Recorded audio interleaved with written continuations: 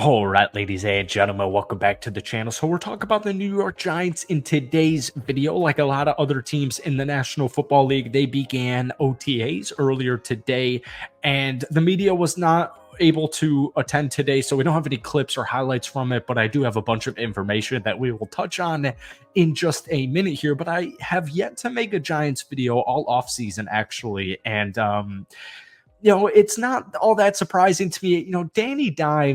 Daniel Jones, we do have some information. Daniel Jones participated in 7-on-7 drills today, completing passes to Wan'Dale Robinson and Malik Neighbors.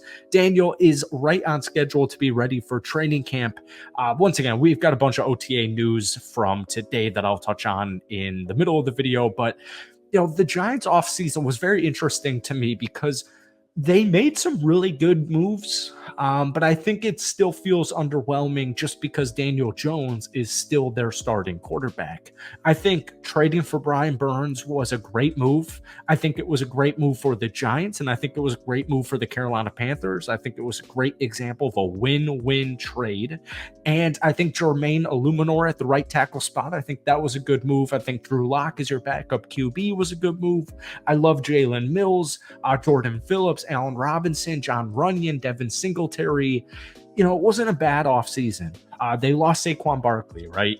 Don't think that was the worst case scenario. They lost Xavier McKinney to my Green Bay Packers, especially after the draft. Don't think that was the worst case for the Giants team either. They picked up Malik Neighbors at pick number 6, Tyler Nubin, Andrew Phillips, Theo Johnson in their first 4 selections. It's a better Giants team, but once again, it just still feels underwhelming because of how the Giants did last year, specifically at quarterback. So we're going to talk about this team in today's video, obviously. But before we do, if you guys enjoy it, be sure to hit that like button, hit that sub button for daily NFL content. Like I said, this is actually a first Giants offseason video. This was a team I was absolutely huge on this time last year. Clearly, I was extremely wrong. As bad as they were last year, most NFL analysts, reporters, insiders, blah, blah, blah, a lot of them think they're going to be much worse than they were last year, which is not what you want to hear if you are a New York Giants fan. I don't think it's that deep. I don't think it's that dire.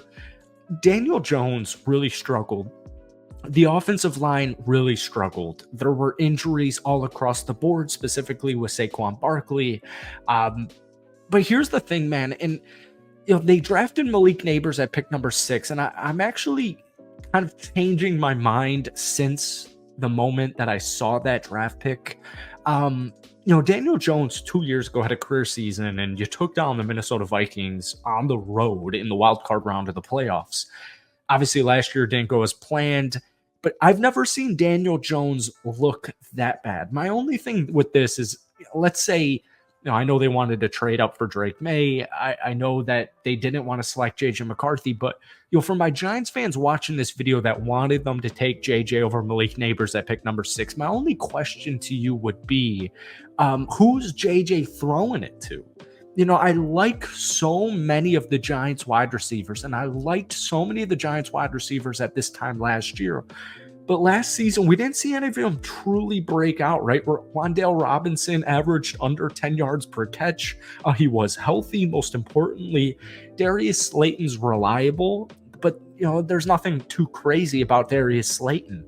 Jalen Hyatt was so high on Jalen Hyatt, still am very high on Jalen Hyatt, but the point is, no matter how you chalk it up, based on the Giants offseason before the draft, I don't know who the rookie QB was going to throw to. So go out there, get a blue chip guy in Malik Neighbors, which they did. And if it doesn't work running it back with Daniel Jones this season, then just move on and take your franchise quarterback. All right. The defense was not good last season. I think the addition of Brian Burns and Jalen Phillips in free agents, or Jalen Mills, in free agency was huge. Slash trades, you get the point. I think drafting Tyler Nubin, probably the best safety in the NFL, day one starter, I think that was huge. So I think the defense will be better. I think the offense is more well-rounded. That's kind of my point here. It's a more well-rounded team. They moved off some big-time players, Ashawn Robinson, Saquon Barkley, Xavier McKinney. But I do think long-term, the Giants made the right moves. But yeah, it's take it with a grain of salt, man. Daniel Jones still the QB. So we're going to talk about the OTAs. So the Giants, and all of this information, by the way, is from Giants.com, because once again, media was not invited to today, the first day of OTAs. I believe they're going to be good to go for tomorrow, but I don't have confirmation on that. Anyways, the Giants spent most of the 7-on-7 drills, spent the majority on 7-on-7 drills, 11-on-11 drills, just outside the red zone. Running back Devin Singletary, a veteran offseason addition, got on board with the first touchdown of the spring on a catch and run. I do really like the Devin Singletary move, and the reason is because the Giants drafted a dude named Eric Gray last year, and he had one of the more underwhelming rookie seasons of the entire NFL. And it was just simply because he wasn't used. I mean, he wasn't used in any way, shape, or form, pretty much.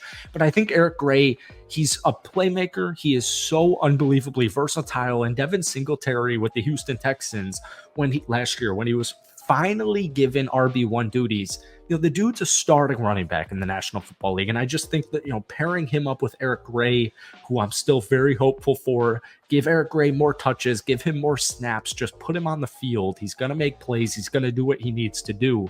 But I do just like the low risk signing of Devin Singletary in general. Brian Dable said a lot of good things about him.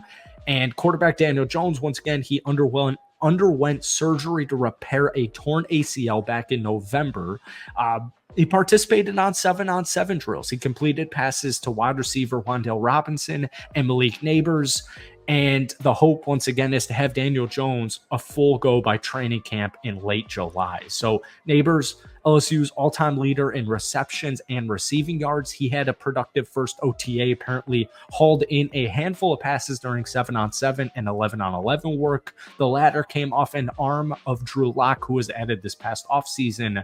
And apparently Drew Phillips, the third-round pick from Kentucky, broke up a pass early in 7-on-7 drills.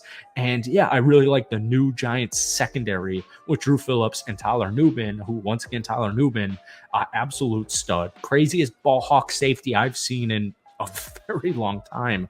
Career record, 13 interceptions, and you drafted him in the second round at pick 47. And tight end Theo Johnson, a fourth rounder out of Penn State, also got on the board with a reception. So once again, media wasn't invited today. So this is all just, the Giants' social medias, put up a little bit, but we didn't really see anything. So once again, stay tuned for highlights and all that fun stuff. We're actually kind of running out of time here. I wanted to go through the draft because I actually loved the Giants draft. Malik Neighbors at pick 6. I think you got a blue chip guy.